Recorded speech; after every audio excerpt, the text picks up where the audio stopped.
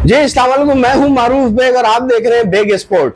नाज़रीन, आज हमारे साथ जो गेस्ट हैं वो सैयद हारिस अयाज हैं और इनसे हम बात करेंगे जो अभी जो मौजूदा जो स्केड्यूल आया है डोमेस्टिक क्रिकेट का, उसके हवाले से, कराची के क्रिकेट के हवाले से। ये बहुत ही बेहतरीन जो है वो शख्सियत हैं कराची के क्रिकेट पे बात करने के हवाले से, क्योंकि कराची में पैदा हुए हैं, कराची में क्रिकेट खेली है, तो इनसे बेहतर कराची की जो ग्रास रूट लेवल क्रिकेट है उसको कोई नहीं जानता। तो डोमेस्टिक क्रिकेट के हवाले से बात करेंगे, कराची की क्रिकेट के हवाले से बात करेंगे, बहुत अहम मौजू है।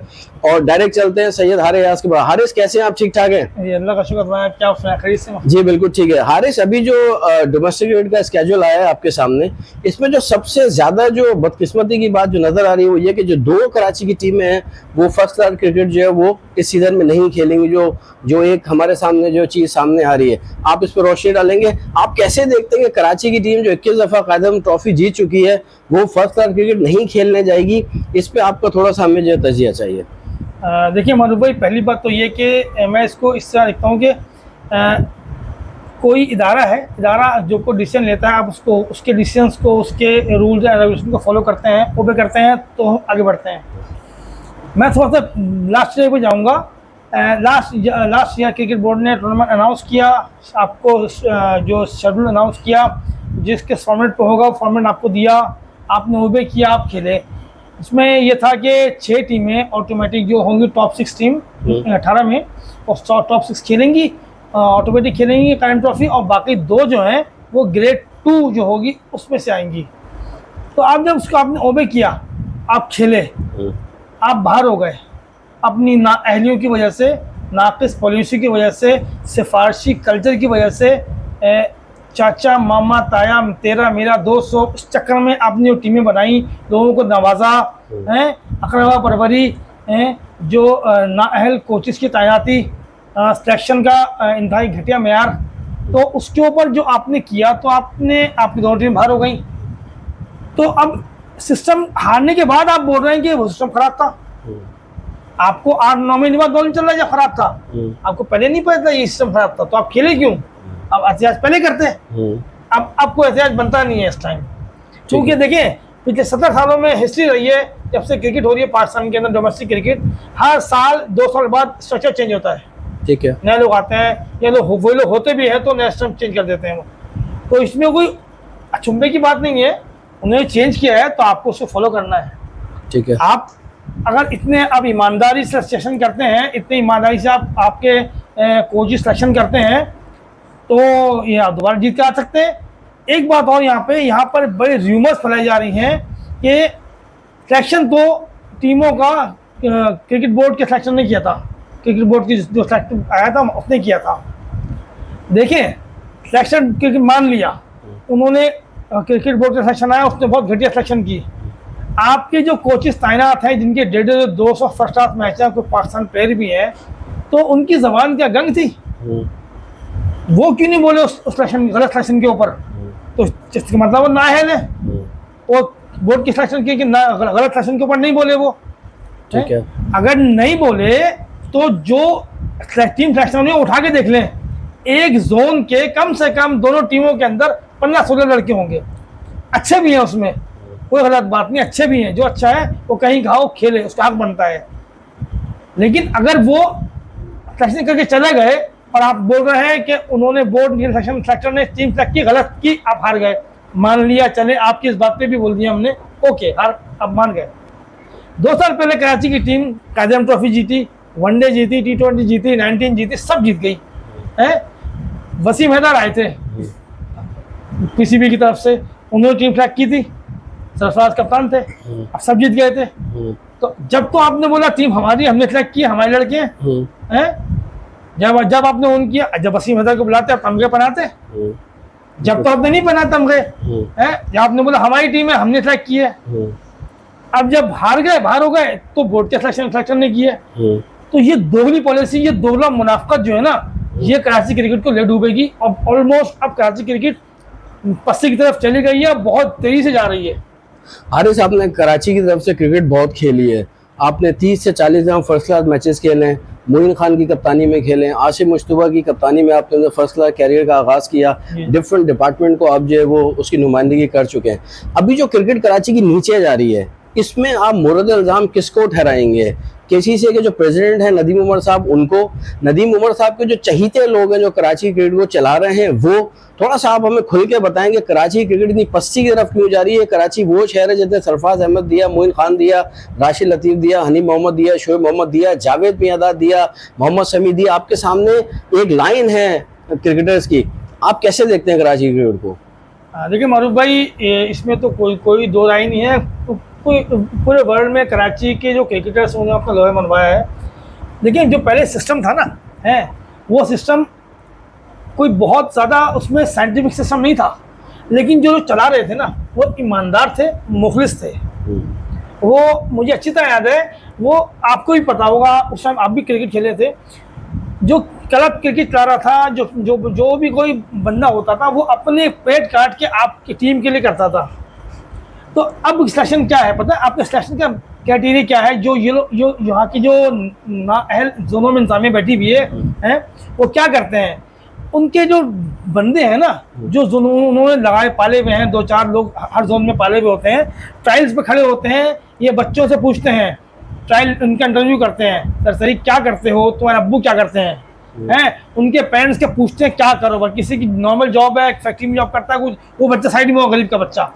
किसी के फादर का बड़ा अच्छा जॉब, कोई काम करते हैं, कारोबार कुछ करते हैं, किसी तरह की शॉप है बड़ी, कुछ भी है, तो वो बच्चा बहुत नजर करम का शिकार होता है उनकी, उनके उस पर काफ़ी नजर करम होती है, उसको काफ़ी एम्प्लॉयज किया जाता है, और कुछ अर्से बाद उनके घरों के ऊपर वो चीज़ें, उनका जो कारोबार होता है वो लेके घर बैठे, किसी को पता भी नहीं चलता, लेकिन बातें बाहर हो जाती हैं, ये सबको पता है। इससे जितना गाय कर लें, इससे ये कभी मौका आएगा तो ये बातें खुली जाएंगी, हैं?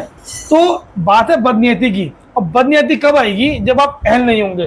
ठीक है, ठीक है। लेकिन करप्शन दुनिया में हर जगह है, लेकिन जब आप किसी चीज से अकाउंटेबिलिटी नहीं होगी ना, तो हमेशा रिजल्ट नेगेटिव आएंगे, ये आएंगे। ये एकदम नहीं हुआ, 2 साल पहले जीती थी, वो जीती, सरफराज कप्तान था, जीती, बहुत सी चीज़ सरफराज ने खुद हैंडल कर ली। ठीक है, सरफराज एक जेन्युइन स्पोर्ट्समैन है, बहुत जादीदा कप्तान है, बचपन से कप्तानी कतार चल रहा है, उसमें कोई शक ही नहीं है कप्तानी में, बहुत 10 चीज़ें वो खुद हैंडल कर लेता है, जिस दुनिया सबको पता है। तो जब ये करप्शन जब भी होती थी, 2 नंबर लोग जब भी खिलाना चाह रहे थे, जब दोनों प्लेयर ये, और अभी देखिए अभी फिर यही हो रहा है, डिस्ट्रिक्ट में हुआ है, अभी ट्रायल पे हुआ है, और भी बहुत जगह ये चल रहा है अभी सिस्टम है।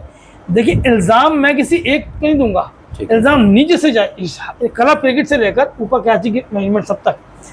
एक क्लब क्रिकेटर जब खेलता है तो उसका ऑफिशियल उसको बोलता है मुझे जीत चाहिए। ठीक है, अब सुनिएगा जरा।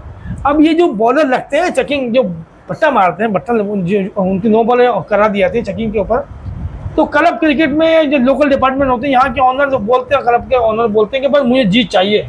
नीचे का एम्पायर जो होता है ना, नीचे क्लब, वो 9 बॉल देते हुए उसको रिपोर्ट करते हुए डरता है। ठीक है, वहाँ से सो। अब जब खेलते हैं ना, वही बताएं आपको, जो नजर करम का है, जिसको जोनों में इन्होंने क्या किया है, बहुत सारे कारोबारी अफरादों को ना, जो कारोबार करते हैं, जिनकी कभी कोई नस्ल में कोई 7 नस्लों में कोई क्रिकेट नहीं खेला होगा, कोई का खेला होगा तो क्लब क्रिकेट या छोटी मोटी क्रिकेट खेला होगा, कारोबार अच्छा है, इन्होंने उन लोगों को पकड़ा, उन लोगों को क्लबों को रजिस्ट्रेशन दे करा के उनको क्लबों का प्रेसिडेंट बना दिया। ठीक है, बना दिया। अब उनके बाद आ गया वोट का हक। वोट का हक आ गया जब वो क्लब वो जोन में पैसा दे रहे हैं। ठीक है, वो जोन में खर्चे उठा रहे हैं, सेक्रेटरियों के, उसके बहुत से लोगों के उठा रहे खर्चे। अब खर्चे उठाया तो जब वो तो अल्लाह से उठा रहा है। ठीक है, वो भी तो कुछ कैश कराएगा, कारोबारी आदमी है वो। बिल्कुल सही। वो क्रिकेट के उसने कारोबार के तौर पर लिया, उसने अपने बच्चे भी खिलाए। अब आप उसके बच्चा अच्छा होगा तो दिख जाता है अलग। ठीक है, ना अहल भी है तो आपने उसे खिलाना ही है, क्योंकि आप तो उसके एहसान तक दबे में। ठीक है, आपने खिलाना है उसको, जब खिलाएंगे अब तो बच्चा कहीं ना कहीं खेलते हुए आगे जाएगा। आप उसको कितना ऑब्लाइज करेंगे? ठीक है, जब ऑब्लाइज करेंगे तो फिर रिजल्ट ऐसे निकलेंगे प्लेयर, और फिर रिजल्ट ऐसे निकल रहे हैं। ठीक है, तो आपके ख्याल में अकाउंटेबिलिटी कैसे होगी? कराची जैसा बड़ा शहर जो कि हमेशा से जो है वो पाकिस्तान क्रिकेट को हमेशा से क्रिकेटर जो है वो देता रहा है, सुपरस्टार इसने दिए हैं, कराची की क्रिकेट का हाल ये हो गया, क्लब क्रिकेट जो है वो ना होने के बराबर है। जो जोन की क्रिकेट है वो आपके सामने है। पहले एक टाइम पे जमील भाई अभी भी हैं जोन 2 के, विशाल अंसारी और जैसे बहुत लोग जो कि क्रिकेट को वाकई में अपना खून पसीना देते थे, आज हमें वो लोग नहीं नजर आते। इस क्रिकेट को कराची की आप कैसे जो है रिवाइव कर सकते हैं, किस तरह बेहतर कर सकते हैं कि आगे आने वाले वक्त में जो क्रिकेट है कराची में उसी तरह हो जिस तरह हम पहले देखते आए? देखिए मरूफ भाई, पहली बात तो ये कि नदीम भाई मेरे बड़े मोहसिन हैं, बड़े ज़बरदस्त क्रिकेट ऑर्गेनाइजर हैं, ज़बरदस्त है। लेकिन मेरे खिलाफ थोड़ा सा ये है कि उनके पिछले टेन्योर में जब वो आए थे तो क्लब क्रिकेट बिल्कुल नहीं हुई, उनके इस टेन्योर में भी क्लब क्रिकेट ना होने के बराबर है। ठीक है। पहली बात तो ये कि मैं अगर नदीम भाई आए ना, तो मैं अगर हूँ किसी चीज़ का इदारे का बना हूँ तो मुझे हर चीज़ की अकाउंटेबिलिटी खुद मुझे करनी है, ठीक है। जो भी बनानी है। मैं किसी ऐसे बंदे को इख्तियार दे दूं और फिर पलट के पूछूं ना, उसकी हर करप्शन पे हर 2 नंबर की आंखें बंद कर लूं, ठीक है, तो फिर रिजल्ट ऐसे निकलने हैं। हर चीज़ का रिजल्ट, जो रिजल्ट आया ना ये, इसमें 10 सब चीज़ें इन्वॉल्व हैं। ठीक है। नदीम भाई ने आंखें बंद की हुई हैं एक आदमी को इतनी अंधी पावर देके। कराची क्रिकेट में उनका कोई ओहदा नहीं है, लेकिन हर कोच ट्रायल पे खड़े होकर फोन करके पूछ रहा होता है उनसे, हर आदमी उनसे मफूल ले रहा होता है। क्यों? क्योंकि नदीम भाई की आशीर्वाद है। ठीक है। नदीम भाई बहुत ग्रेट आदमी है, खुद करें अगर खुद पर्सनल तौर पे इसको अगर इंटरेस्ट से करें ना तो बहुत ही सही हो जाए। ठीक है। लेकिन नदीम भाई को भी अंधेरे में रखा हुआ है। ठीक है। नदीम भाई को भी अंधेरे में रखा हुआ है। मैंने एक बात बताई आपको कि कारोबारी लोगों को इन्होंने बनाया हुआ है, जोन का वोट कार्ड दे दिया।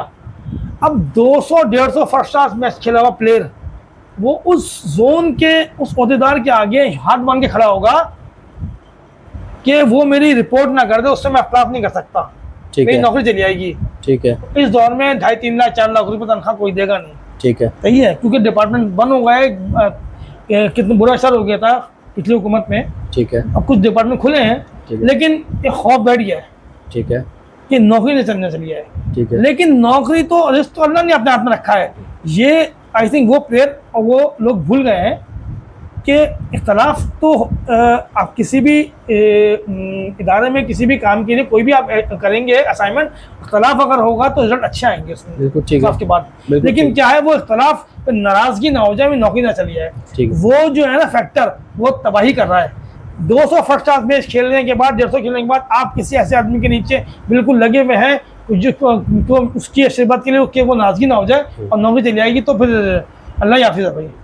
ठीक है। अभी आप जो एज अ डायरेक्टर स्पोर्ट्स हैं एक गवर्नमेंट कॉलेज में, फिजिकल एजुकेशन में, आपका जो इंट्रैक्शन है वो यंग जिसे कहते हैं टैलेंट उनके साथ है। आप 2 एकेडमीज भी कराची में चला रहे हैं, बेहतरीन काम कर रहे हैं, सामने आके काम नहीं करते, अपने काम पे जो है वो फोकस करते हैं। ये जो 8 टीमें बनाई हैं कायदे-आज़म ट्रॉफी के लिए, आपके ख्याल में 8 टीमों का आइडिया सही है? आपके ख्याल में ये वर्कआउट करेगा या आपके ख्याल में ये टीमें ज़्यादा होनी चाहिए थी? इसमें क्या नेगेटिव क्या पॉजिटिव है, इस पे भी बात हो रही है, आप थोड़ी अपनी राय देंगे। ये 8 टीमें सही हैं आपके हिसाब से कायदे-आज़म ट्रॉफी के लिए? देखिए, दुनिया में जहाँ भी टीमें बनती हैं ना, वो आबादी के हिसाब से बनती हैं, कितनी आबादी है। हमारे कराची के अंदर ही कम से कम कराची की कम से कम 5-6 टीमें होनी चाहिए कराची की आबादी के हिसाब से, 4 टीमें मिनिमम होनी चाहिए। ठीक है, फर्स्ट क्लास क्रिकेट के अंदर। लेकिन क्या है, बोर्ड क्रिकेट बोर्ड में भी कोई बहुत अच्छे काबिल लोग नहीं बैठे हुए। ठीक है, बहुत काबिल लोग नहीं बैठे, वहाँ भी सब ब्यूरोक्रेट बैठे हुए। ठीक, तो ब्यूरोक्रेट टीम को चलाएंगे बिजनेसमैन लोग, तो जाहिर बात है ऐसे निकलने। असल में बात यह है कि सॉरी आपका सवाल क्या था, मैं भूल गया। मैं दोबारा 8 टीमें बनाई, 8 टीमों, हाँ 8 टीमों का स्ट्रक्चर ये है कि मेरे हिसाब से जो 18 टीमें लास्ट से खेली थी ना, उन्हीं को दोबारा खेलना चाहिए था। ठीक है, सिस्टम चेंज नहीं करना चाहिए था। ठीक है, कर दिया ना, तो अब आप खेले ना, आप अच्छे हैं, अब जीत दोबारा आ जाएंगे। बिल्कुल ठीक है, आप टीम आप ट्रैक कर लें। ठीक है, आप ट्रैक कर लें कराची के सेलेक्टर अच्छे तो आ जाएंगे दोबारा। ठीक है, तो इस तरह की नेगेटिविटी ना फैलाएं कि बोर्ड के सेलेक्टर ने किया था तो उस पर इल्ज़ाम ना दें। बोर्ड ने जो स्ट्रक्चर वो कर दिया, आप उसको फॉलो करें। हाँ, अपना एहतियात रिकॉर्ड कराएं, जरूर कराएं, आप कोई आपका हक बनता है। ठीक है, लेकिन आप इसको ये जैसा शो ना करें पब्लिक के सामने, आवाम के सामने, कि आप बहुत काबिल और आपके फैसले बहुत सही थे। ठीक है, सही है। ठीक है हारिस, आपका बहुत शुक्रिया कि आपने जो है वो अपनी इस अहम मौजू पे जो राय दी, और हमें उम्मीद है कि जो बेग स्पोर्ट्स के जो व्यूवर्स हैं वो आपकी राय सुनने के बाद ज़रूर जो है वो उनको जो है वो एक एहसास हुआ होगा कि कराची क्रिकेट में भी क्या चल रहा है, क्या होना चाहिए और क्या बेहतरी हो सकती है, कहाँ पे खामियाँ हैं, कहाँ पे ख़राबियाँ हैं। क्योंकि आप एक मौजू जो है वो आप समझे शख्सियत है जो इस मौजू पे बात कर सकते थे। बिल्कुल ग्रास रूट लेवल से आए, कराची क्रिकेट खेलते आ रहे हैं, हर आपने जो है वो टाइम कराची में देखा है। तो नाज़रीन, ये थे हमारे साथ हारिस अयाज। उम्मीद है कि आपको प्रोग्राम पसंद आया होगा। नेक्स्ट टाइम दोबारा आपके सामने हाजिर होंगे। अपना बहुत ख्याल रखिएगा। देखते रहिए बिग स्पोर्ट्स।